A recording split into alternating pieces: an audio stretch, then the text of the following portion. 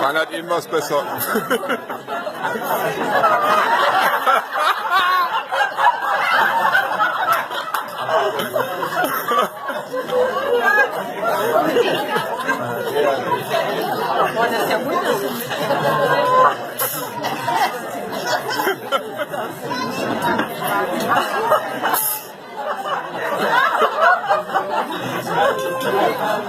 Der geht ja nicht frei alleine, ne?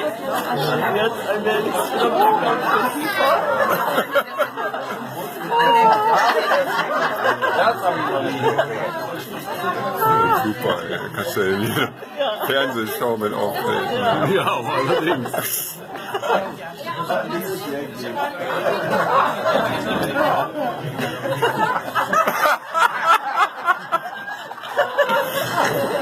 Das ist ja. Nicht eingeladen.